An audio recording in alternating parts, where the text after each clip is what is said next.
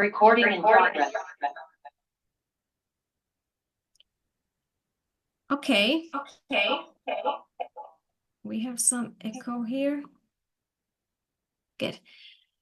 So welcome back to the last session of the conference. The last presenter or the last presentation is actually authored by two people, lecturers from the Department of English at the College of Arts, University of Mosul in Iraq. And their names are Ahmed, Mohammed Aliftihat, and Ali Yusuf Mohammed. And the title of the presentation is Investigating the Impact of Critical Thinking Integration on EFL Students' Attitudes Towards Engaging with English Literature at the University Level. So, Professor, the stage is yours. Yes, thank you very much. I'm very happy to be here with you today, and thank you for giving me the opportunity to present my piece of paper. I'm going to present on behalf of my colleague Ali because he has some business outside the country. As you just mentioned, the title of our research is about investigating the impact of critical thinking integration on EFL students' attitudes towards engaging with English literature at university level. As you all know that in modern EFL education, there is a sort of increasing recognition of the need to develop both language skills and critical thinking abilities. And as the world becomes more connected, simply learning a language is not enough. Students must be able to analyze, evaluate, and interpret information critically, particularly when studying English literature. So, based on that, the current study examines how using a critical thinking approach can influence EFL university students' attitudes towards studying English literature.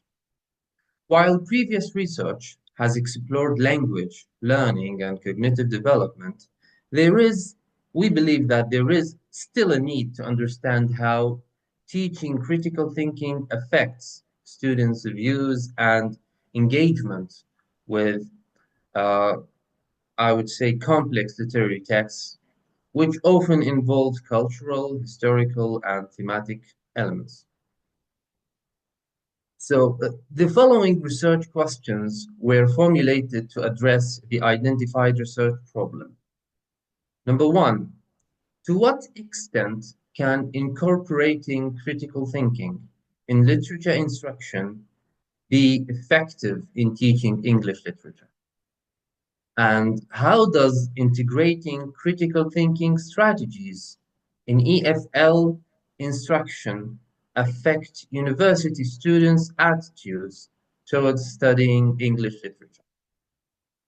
The primary aim, when it comes to the aims of the study, the primary aim of the current study is to investigate the effects of integrating critical thinking into the EFL curriculum, and in our case, literature in specific. The study also aims to explore the potential changes in attitudes exhibited by university-level EFL students towards studying English literature following the integration of critical thinking. That means before doing the experiment and after. We were after the attitudes. Is there any change in students' attitudes before and after conducting our experiments? Well, let's talk briefly about critical thinking literature just to pave the way for the other sections. Critical thinking, historically speaking, critical thinking has deep historical roots, dating back to ancient philosophers like Socrates, Plato, Aristotle, and Socrates in specific pioneered the idea of questioning to encourage deeper thinking, while others expanded on systematic and reflective thought. In the early 20th century, there is a prominent scholar whose name is John Dewey. He came up with a concept called reflective thinking. And based on this, so many people believe that this concept laid the groundwork for what we now call critical thinking. Today, critical thinking is one of the key components of modern education, grouped with creative thinking, decision making, and problem solving as part of the so-called four C's. They call them four C's, essential for the 21st century learning. And like in modern era, scholars like Glasser, Fassion, Ennis, Brookfield have all provided definitions of critical thinking, but I would say they all agree that critical thinking involves a deliberate and systematic approach to what? To analyzing, to evaluating, and making informed judgments. But however, despite many like attempts to define it, no single like university accepted definition exists. However, there is a general agreement on two key aspects. Number one, which is the ability to make thoughtful judgments and an openness to new idea. Openness, like you are open to accepting others' ideas. And some people also describe critical thinking as a higher order thinking, like the one at the top of the hierarchy. Combining what? Combining reflective, logical, and evaluative skills to guide what? To guide both beliefs and actions. So to summarize everything about critical thinking, I would say that while we have so many definitions of critical thinking, the essential elements of critical thinking remain clear. It is about thoughtful inquiry and sound decision making in an increasingly complex world. And as the title of our research paper suggests, we are dealing with literature. So we have to give like some background knowledge about literature and the genres that we chose. Defining literature, in fact, is a complex process that involves various interpretations of language use, communication, and artistic expression. Different scholars have approached literature from unique perspectives. Like some of them emphasize that literature like is the effective use of language in suitable contexts, and others even broaden the definition, considering literature as encompassing all written and spoken communications across fields like medicine or even construction. Some other people like talked about literature as like the multi-layered language, and some suggest that literature transforms everyday speech into something more structured and artistic.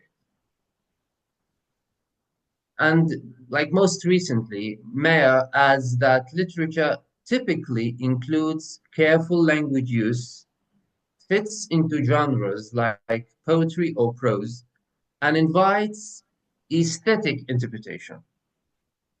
As far as our current study, our study is concerned, we define literature as creative writing, fiction and nonfiction, presented in forms like poetry and shorter stories.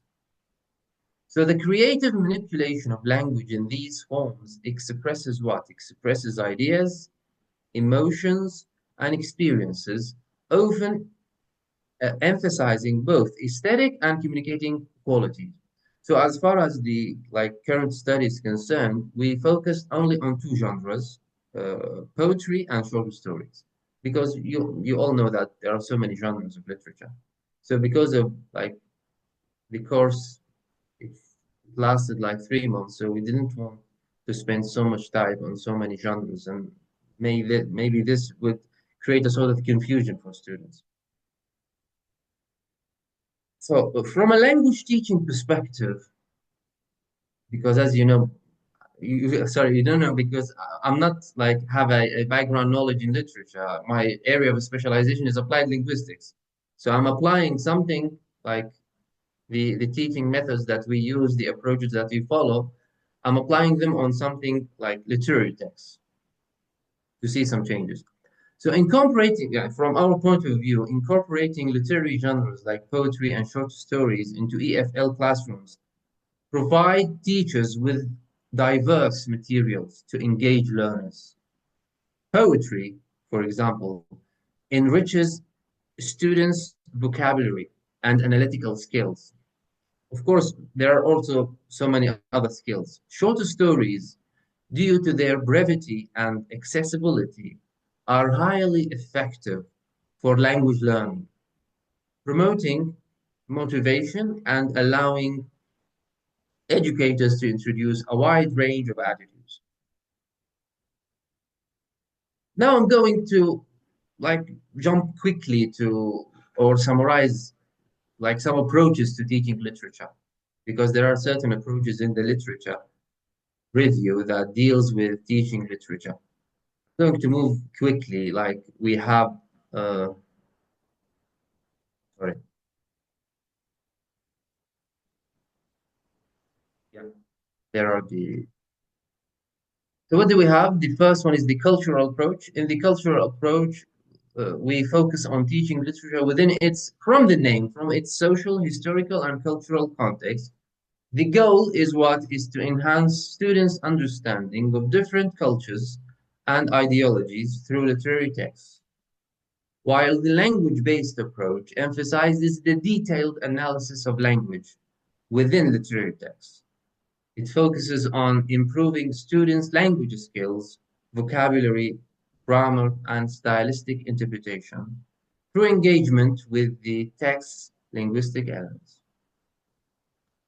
Additionally, we have the personal growth approach, which encourages students to engage with literature personally.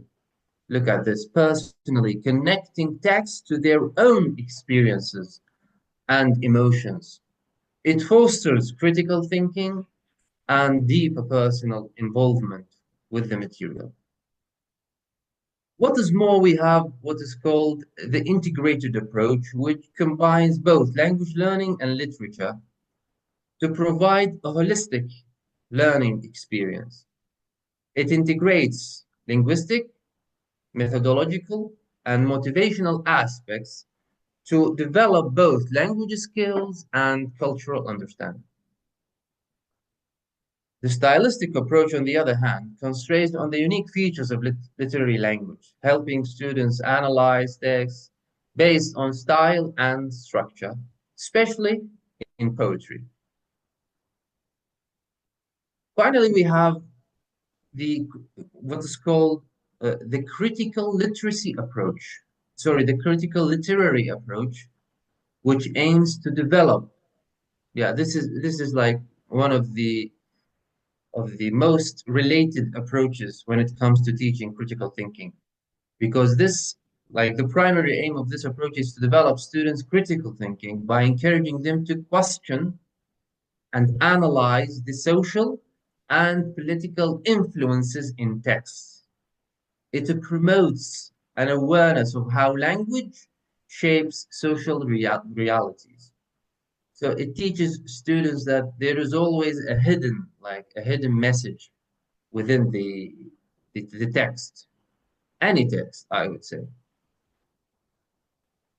Uh, so we have been so far talking about critical thinking literature, and what do we have? So we want to test the effect of these two on what? On students' attitudes, right? So we have to define like attitudes. So generally speaking, attitudes are what? Attitudes are mental, sorry. Attitudes are mental predispositions shaped by past experiences and influence behavior toward objects or situations. Okay? In our case, literature, like the object is literature. Oppenheim one of the pioneers in when it comes to dealing with attitude, defined attitude as a predisposition to respond to stimuli, emphasizing that attitudes are dynamic and shaped by external stimuli, not static, right? So I'm going to like shed more light on this because you have people, or we all have to know that attitudes are dynamic, not static. They can like they are changeable. You can change someone's attitude. Okay. The components of attitudes are what? We have, like in the literature, we have three main components. The first one is cognitive, the second one is affective, and the last one is behavioral. The cognitive involves beliefs about a particular object or phenomenon, even if this of these beliefs may be based on fiction, but perceived as reality. Okay, some people sometimes we may perceive something as fiction, but other people may perceive it as reality. The affective component involves emotional responses toward an object or situation ranging from positive to negative. And in the meantime, the behavioral component involves the readiness to act or respond based on one's attitude, either through direct actions or subtle cues. And as far as language learning is concerned, Gardner, 1985, he noted that, this is important, he noted that positive attitudes toward a language significantly boost or enhance a learner's success, while negative attitudes hinder progress. And I will repeat, because positive attitudes toward a language significantly boost a learner's success, any learner's success, enhance the success, while negative attitudes hinder progress. This suggests that learners' beliefs, emotions, and actions shape their learning experience, right?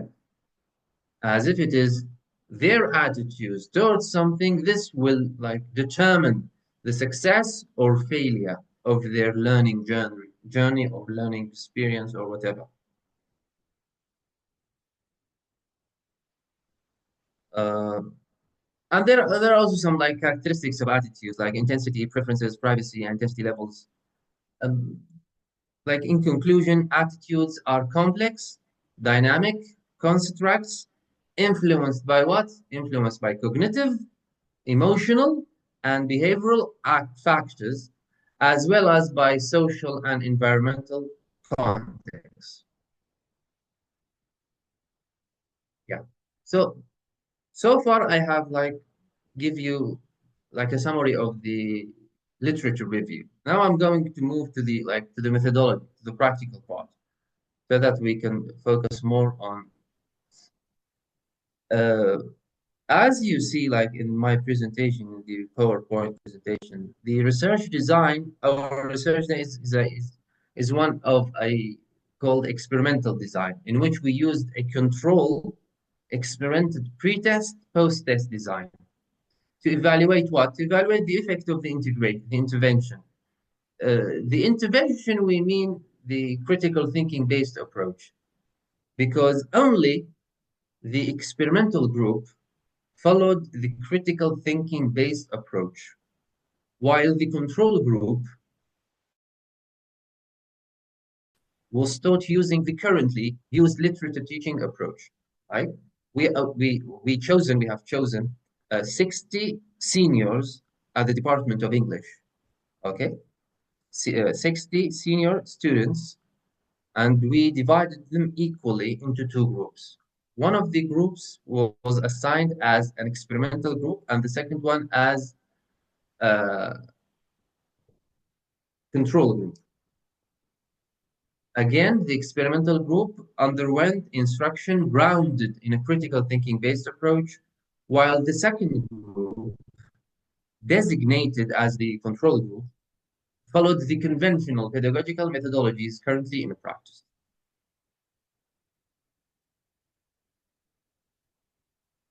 Now, as far as the results are concerned, or just before the results, it slipped my mind to add uh, the the research instruments. Okay, apart from the experimental design in which we taught the two groups, like the control and experimental, in order to find their attitudes, how their attitudes changed, we utilized a questionnaire. We constructed a questionnaire to see how the students' attitudes may differ. Like we gave them the questionnaire before the beginning of the experiment, and after the end of the experiment, and to see if there are any like changes in their attitudes. Yeah, we have pre-questionnaire and post-questionnaire.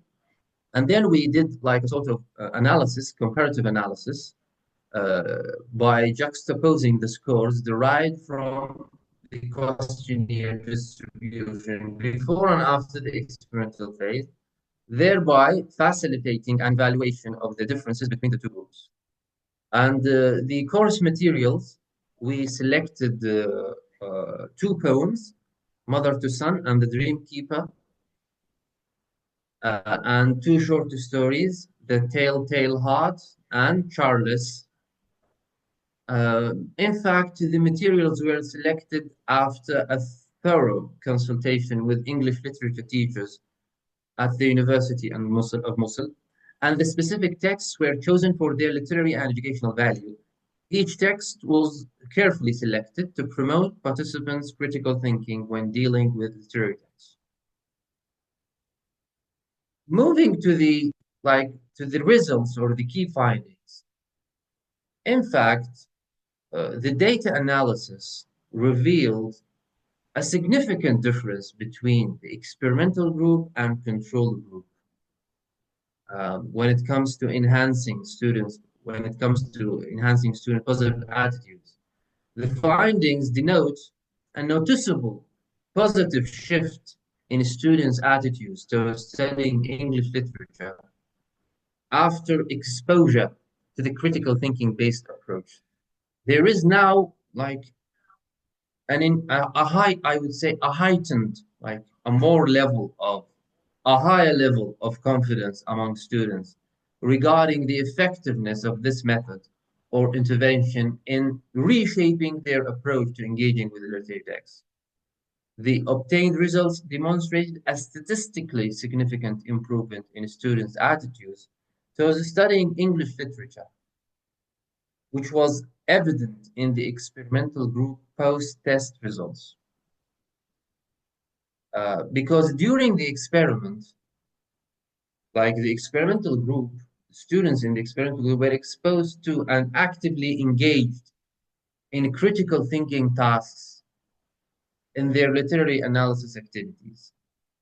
And this, as a result, allowed them to utilize these strategies and to get to know the inherent advantages and transformative capabilities of those. And as a direct consequence of this immersive experience, their attitudes underwent a noticeable and positive transformation. And of course, this is substantiated by the quantitative data collected from the study. And as supported by the data, the critical thinking based approach encourages a favorable shift in students' attitudes. They are now more confident. They show like they are more able to analyze the text, to engage with the text. They now understand that like the text is not like they do not take the text as it is. They believe and they start to know that there is like always something hidden within the lines. So their attitudes changed because of the critical thinking based approach. Um,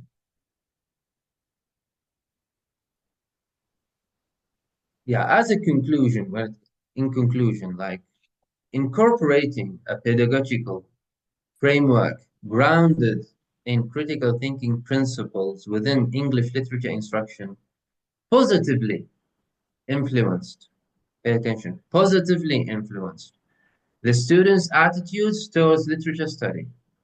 Active participation in critical thinking activities fosters an environment in which students are promoted to examine diverse viewpoints, cultivate a higher, like a more advanced comprehension of literary compositions, and recognize the significance of analytical scrutiny. This immersive engagement, finally, this immersive engagement creates a more rewarding and intellectually educational journey, thereby cultivating a constructive disposition among students regarding their pursuit of English language studies. And thank you very much for listening. And I hope I did not take so much time like in my presentation. Hey, thank you very much for the presentation. Um, yeah, it's definitely an interesting topic. And can you like explain what were the specific activities that you did with your students? So they got the text, and how did the analysis differ from the traditional teaching? Yeah, I will tell you like how like the traditional way of teaching literature, like in our universities. Uh-huh. Yeah, it is, I would say it is a teacher-based approach. They followed like a teacher-based approach in which like the teacher delivers the lecture all by himself or herself, and by the end of the lecture, he or she would give them like a short like summary, an online or a soft copy of something so that you can read it. And then they did not, I would not say all of them, like, but they did not give students like the opportunity to analyze the text themselves, to look at the text from different perspectives. No, it is a teacher-based, like teacher-centered uh, approach. While in the approach that we applied for the experimental group, no, it was the teacher was like a facilitator. Yeah, the teacher in the experimental group was a facilitator. Uh, he always encourages students to look at the text, to give them like some strategies, applied some cooperative learning strategies, uh, and even critical thinking. There are some critical thinking strategies, how to distinguish facts from opinions and things like that. And that's why like their attitudes now, they are they have changed because they see that the study of literature is more interesting now. We can analyze ourselves. We know that there is always something like hidden within the text, not like as the traditional way of being like passive in the classroom. Yeah, so it's more like the teacher is just like a guide, giving them maybe some supplementary questions, and the Exactly. students have to discuss it all together. Yeah. Yeah, and this way does not develop their critical thinking. Mm-hmm. Yeah. Yes, so that's something similar what or the Yeah. way that we teach literature in here, at least in my courses. I'm actually Yeah. a literature teacher. Uh-huh. Good. Yeah. I hope this like presentation will give you, and I'm very happy if anybody wants like more information about this, I'm more than happy to provide. Yeah. So do we have any other questions from our audience? You can either ask directly or you can write them in a chat.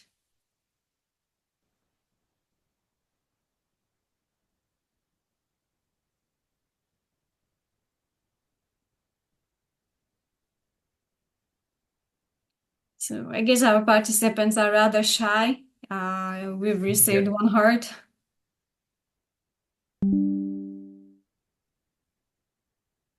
Um, Yeah, so it's always interesting to compare how the teaching system work in different countries.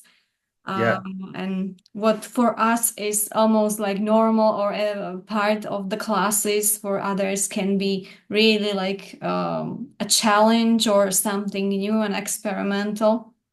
So it was nice to listen to your presentation. Thank you very much. I And thank you. thereby we conclude the conference. Thank you. Thank you very much. Okay. And yeah, so that is the end of our conference. So goodbye, everyone, and perhaps see you in a year at another conference. Yeah, I hope so.